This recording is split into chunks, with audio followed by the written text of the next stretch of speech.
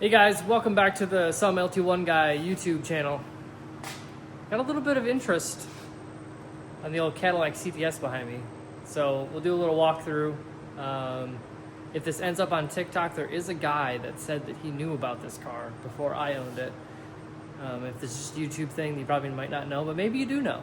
If you're local to Southern Michigan, Mid-Michigan, all of Michigan, Indiana, Ohio, I don't know where this car's been, but I'll give you a little run through and all that fun stuff. So, what we have is a 2005 Cadillac CTS. It's got, somebody spent some money in, like, it's got a V side skirt here. It did come with the side skirts for here. V emblems, V bumper, V wing. It's not a V. I don't know if those are V wheels or not. They say V. What do they say? They say Vogue tires with a Y. Anyway. But the fun part is not the boom booms. Maybe not the fuel cell. But yeah, I mean, V emblem, V wing. I'm pretty sure this is a V wing. There is a fuel cell in it, so that leads you to believe that it's not a 3.6 regular car. The carpets are out. We took those out, though. They did have carpet. Door still shuts like a Cadillac. Say that 5 times fast. The door still shuts like a Cadillac. Can't beat it. Yeah, so there's a lot of things going on in here.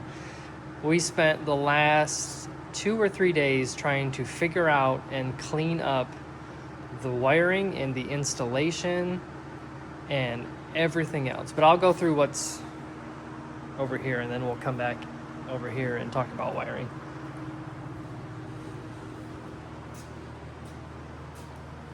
Yeah, that's not a 3.6 V6. That's for squirting. So somebody at some point had swapped in a real small block Chevy. Electric water pump, E-fans. I don't know if this is the 3.6 radiator or not.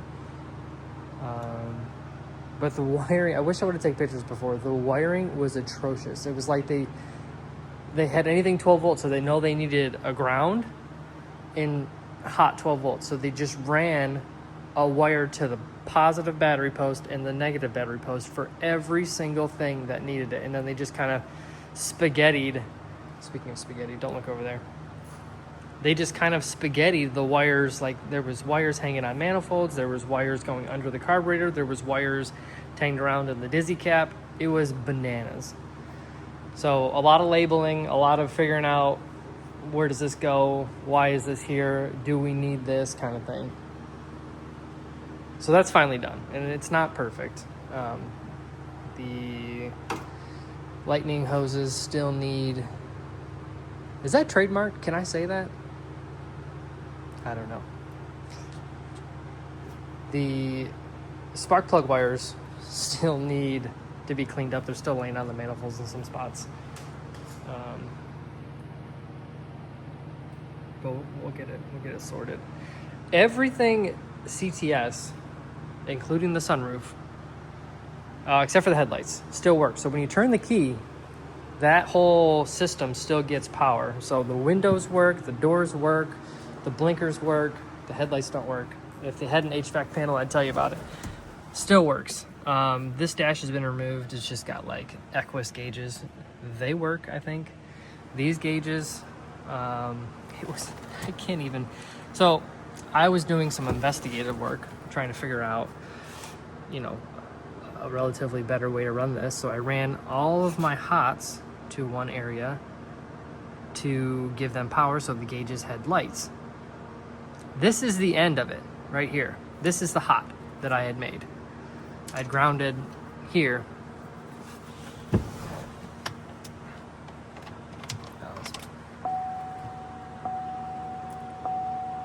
Again, this is the hot tied into the hot of the back of each one of these gauges.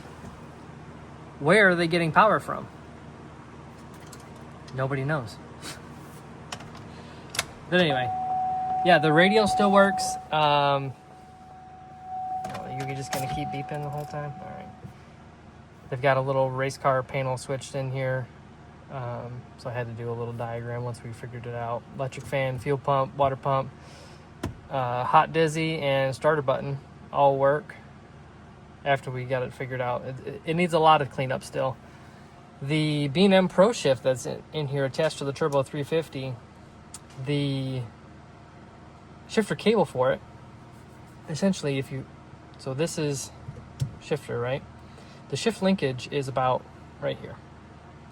So the cable that comes out of the front of this goes all the way around. So it's not the smoothest shifting thing. But that's the reverse lockout pin, broken. I don't know if it's forward manual valve body, reverse manual valve body. I don't know if it's still automatic. I don't know anything. But it was a great deal, so we got it.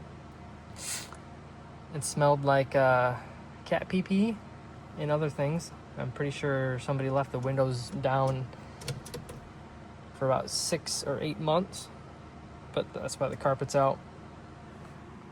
Got the little tree action going on.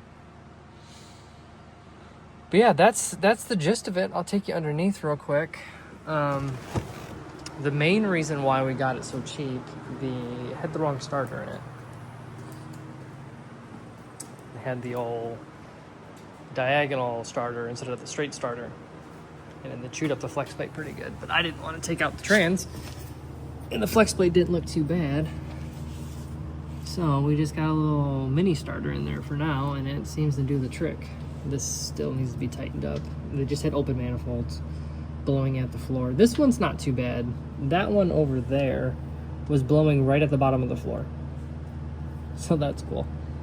Somebody spent a good amount of money getting a custom drive shaft made that goes from TH350 to stock. Let's see if I can zoom in. Stock 3.6 Cadillac independent rear end. So that's cool. I didn't have to do that. No fuel system in it, so we haven't heard it run. But judging by some of the carbon marks, it has ran before. They had these transcooler lines running almost braided in between each manifold. I don't know why. It took me about 5 minutes to pull them off and route them on that side of the frame instead of touching the manifolds. It's crazy the stuff you find, I tell you what. But I digress. So no alternator on it. This is going to be a burnout vehicle for Revved Up Richmond. If you guys are local to Michigan and you want to do a burnout legally and support Skids for Kids charity, come check us out. I'll throw a flyer up in this general area right now. You guys can take a look at it. September 6th, so time is getting tight. Time is getting tight. Anyway, so no alternator, so big old marine battery.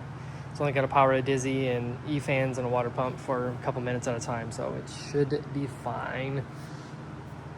But yeah, we are getting close to getting this thing fired up. The brakes are ran the way that you want brakes to be run for a burnout vehicle. We don't need those back guys. So run a fuel system. And I think that's it for this one. Run a fuel system, and we should be able to touch on the old starter button and see if she fires to life. I'm sure the timing's off. I'm sure the jetting's off. We were told when we went and bought it that it ran. It just needed a starter, but I don't know if you guys can see. I'll show you that on the backside. Let me zoom in on there for you. Well, we're missing something over there. I haven't loosened this, I swear. This is not like editing.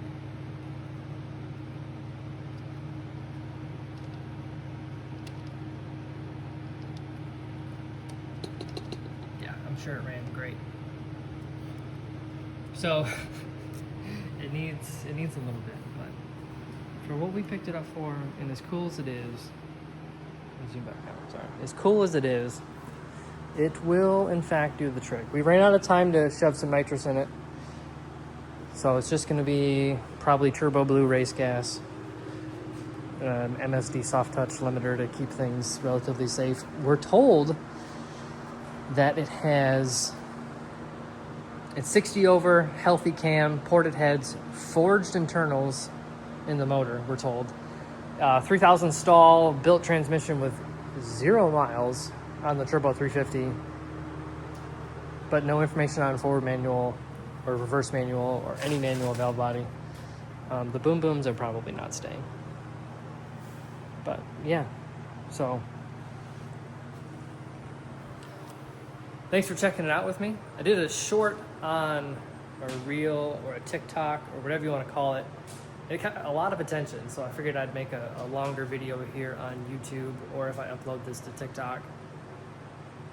I don't really know what's going on. I never do. But that's the gist of this CTS. If you want to see more, if you have any questions, or if you know about this car, drop me a comment down below. And thanks for watching. I'll catch you around.